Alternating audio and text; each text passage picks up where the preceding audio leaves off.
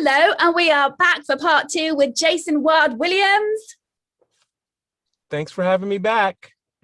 My pleasure. Just a little reminder for those of you who are just checking into this one, not the first one. We do have a part 2 with Jayson.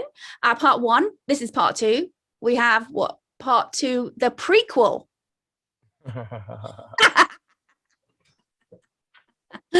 If you can, like and subscribe, and if you'd like to subscribe, we greatly appreciate it. But if you need some subscriptions too, we want to help support you with your channel, so just pop that down in the comments. We'll go over, have a look, see, and if you do subscribe, why don't you do us a favor and just pop that in the comments that you did and you appreciated the show. Jayson here is a prolific working actor. He's a graduate of Carnegie Mellon School of Drama. If you can't see by his Carnegie Mellon University tartans flag, I guess we call it flag, right? With Scotty the dog. We're here asking some fun questions. So the first fun question I want to ask you is, in your dreams, when you fly, how do you fly? I can only recall one dream where I was flying, and it was the stereotypical arms out, feet back type of flying. Like this? Yeah. He's like, with your body, not flying like flat. So this is like this, with your arms out like that. So flat, not like this and going up. Mm-hmm. So like Superman. I was gonna say Superman. But I've had several dreams, I don't know why, of me falling and I'm not flying. So like and for whatever reason, I'm very adept to waking up before I hit the ground. It's strange. It's happened at least 5 or 6 times. But anytime I'm in a bad dream and something's going wrong, for whatever reason, I think it's because I'm a very light sleeper. I always wake myself up. And I tell myself, you're dreaming. You don't have to sit here and deal with this if you don't want to. And I wake myself up. It's the oddest thing. But I'm glad I can do it, because I wouldn't want to go. Like, I've woken up a few times like crying, because that's how I know that my subconscious was experiencing this bad thing, but I was able to wake myself up before it happened. So, yeah. Yes, I used to have a long-term recurring dream. When I would be in the dream I would be in England and I'd have to come back for a job. How do you do it? How do you do it? Like, it would be this recurring sort of nightmare feeling like, oh, but I can't do it. I'm in England. What am I going to do? How am I going to go back to the job? Don't forget reality. Reality, it was very simple. And then I would only have this dream when I was in England. Right? Oh, wow. So one time, and dealing with jet lag, I had the dream. And in the dream, I yelled out, "This is just a dream. In reality, I'd either buy a bloody ticket to get back or say no to the job." And then it stopped and it never happened again. So part of my intellect went in, and I do like to watch the movie Inception, because it talks about these various layers that you go through. And it's interesting, you talk about water. It talks about going through the deeper sleep cycles in the mind and not disturbing the mind, and the mind, okay, get out of this dream. Or that was a similar moment, that there was an awakening I had to go and talk to whatever that fear was that was causing anxiety, and say, come on, in reality, we know what we'll do. And it never happened again. And it corrected what we call the correction of the intellect, right? It corrected it just as you had done. And that often happens a lot when people are connected to their own inner intuition, or have done a lot of meditation. You start to correct these old perceptions, these old habits. We call them samskara. That's a Sanskrit word for where we get our word scar. It's something that's imprinted into that individual's nervous system, right? And then when you have enough free and you can make that correction, it actually starts to get removed. So I've never had that recurring dream again. But I was not flying in it. It was just about getting a plane ticket. Would you prefer to be flying? Is that what you're saying? That's what I'm getting. I grew up with traveling a lot, traveling on my own on planes. So I actually found it very relaxing to get on a flight, because I could just like stare into space. There was nowhere else to go. When I learned this meditation, I got such deep rest. It reminded me of that same space. So I don't find I need to fly as much, but I do love to travel and go visit different places. Next question for Jayson, though. Do you see ever repeating numbers? Say that one more time. Do you see repeating numbers ever? 111, 333, 666, 777. Not really. No, not if I haven't paid attention to it. And I have a pretty good memory, so no. I would have to say no. No. Sorry that there's such a like an improv that will be blocking, but yeah, I just don't. I'm gonna tell the truth, so no. So that would be a yes, nah, rather than a yes, nah. Yes, nah. Right. Is there a food that your body does not like you to eat, but you really wish you did? Sure. And I still do it. I just have to take medicine to do it. And that is fresh fruit. Whoa, any fruit? And well, except for citrus fruits. Oh. But so what it is really odd. Most people who don't experience it, there might be someone out here that this actually might help, because I didn't realize until I went to an allergist.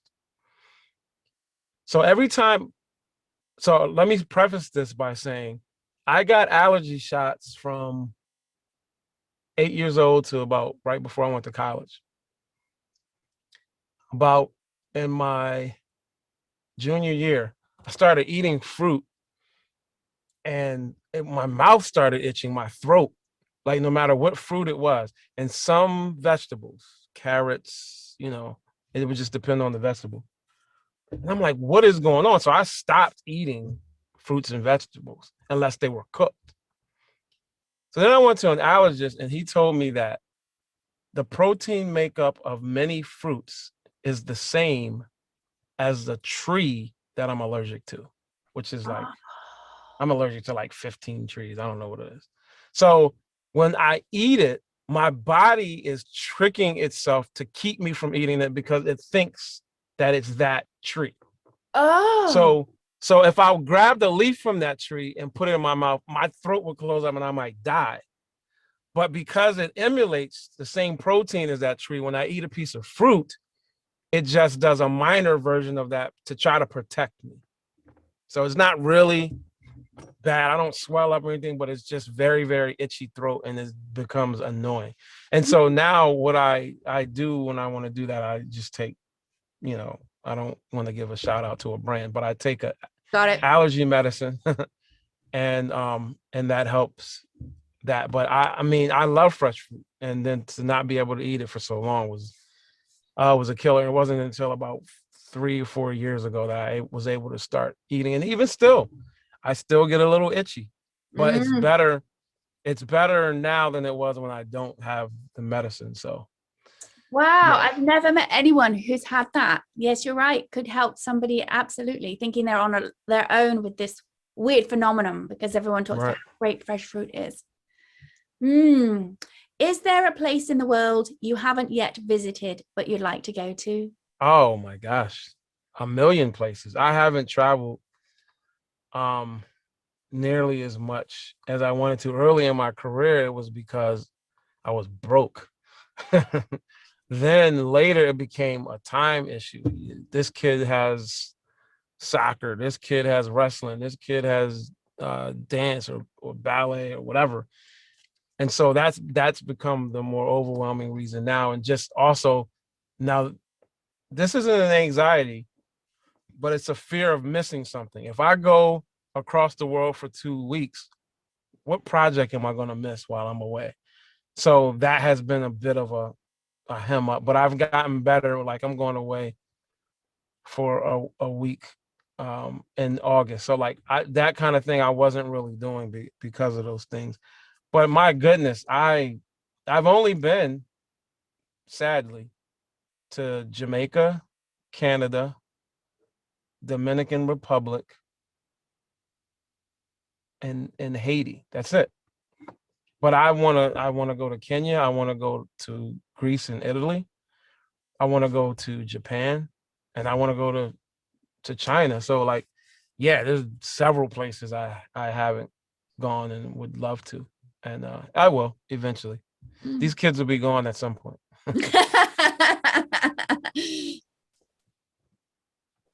um is there a favorite phrase you like to say?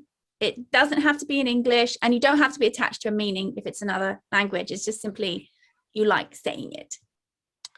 There is. It's kind of a slang, so it's difficult for everybody to understand. So suppose, I don't know why, because usually I'm not big on like whatever the trendy slang is. But, and I don't even know if this is an East Coast thing or what, but let's say, so I look at you, you have the purple blouse on and the curly hair. And I might like everything about you, but I would say it's the curls for me, which really means, or I might say it's the blouse for me, like meaning that's what the thing that catches me. Or it can mean a bad thing where like if your child is being, which thank God I don't have kids like this, but let's say I had a kid that was mouthy and talking back, I would say to them, it's the attitude for me. Like that's the thing that's the germane focus is basically what that saying. And so it's become very trendy for me to say. I don't know why. And usually it doesn't, but that one sticks for some reason. I don't know why. Were you given any nicknames when you were younger? Yes, good and bad. But the main one that has stuck is Jay. You know, that's easy, but Jay, no, yeah, Jay.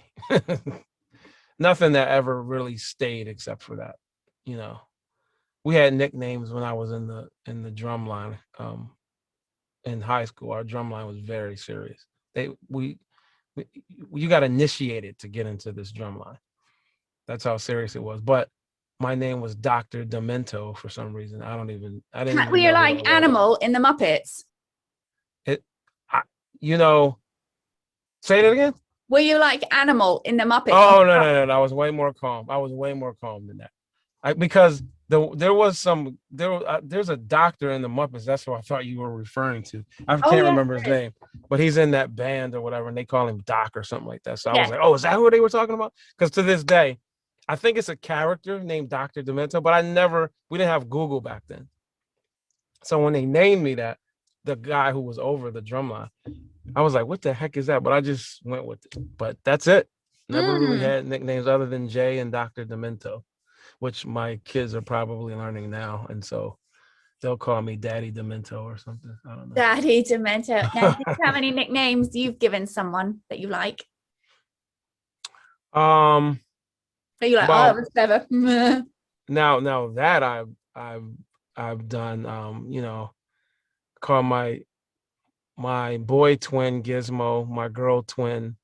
She's had several names. Taz is the one that has stuck the most for a Tasmanian devil because she couldn't sit still. I was gonna say it wasn't gonna be Gizmo and Spike. No. Gizmo, because he loves the dark. Like right now, he's home. I bet you any money we go in there. There's no light on except for his reptile. He has that light has to stay on, but he doesn't like light. And then my oldest son is JJ for Jayson Jr. But yeah, so yeah, I give people nicknames all the time. It's situational. Something funny happens, then that becomes that. But it has to be a term of endearment. I'm not gonna, make somebody feel bad. Like what I used to call you back in school. No, I'm just kidding. I was just thinking about that. I was like, was there a nickname for you or me? Nah, I don't remember nicknames for anybody, any nice nicknames. All the ones I remember people saying were mean ones. But Yikes. there was a nickname that used to go around for people. I won't say where it originated or anything, but it was Kia, right? So then they would start saying Kia Pet. Remember Chia Pet? So Kia stands for know-it-all. Oh. So then when someone would just, there's nothing you could tell them because they knew it all. Certain individuals would be like, Kia Pet. I think this explains why I did not understand most of what was happening Most of the things that went on, I had a complete language barrier. That's funny. Yeah, I can did see not that. know. I did not know what was going on. And then I would make a statement and people would be like, or they'd be like, you can't say that. I'd be like, what? What? We Just have different up. language criteria over here. Like, it's funny that some of the things that you went over, which, is not a problem for me. I don't really use language anyway, but we discussed, not using whatever. But it's been my experience that you're from England, and a lot of conversations I've had with people, with British individuals, they don't care about language. It's like, if I shoot off this word, it's just like nothing. So it was just funny that you said that. I was like, oh wow, I guess we have to go with the American rules. Well, we want to keep the language and be inclusive for as many people across the world as possible. And with that, it looks like we've come to the end of part 2 of our chat. A little reminder. Already. Like and subscribe. And if you want to check out the ebook Vedic Meditation Stories, which is free if you have unlimited Kindle, open up the book and then go through as many pages. The nonprofit gets a little something. You can hear about how getting calm can help so many people, no matter what your background is. And if you think you can't do it, then this is the book for you. Your mouth will drop to the floor from some of the stories.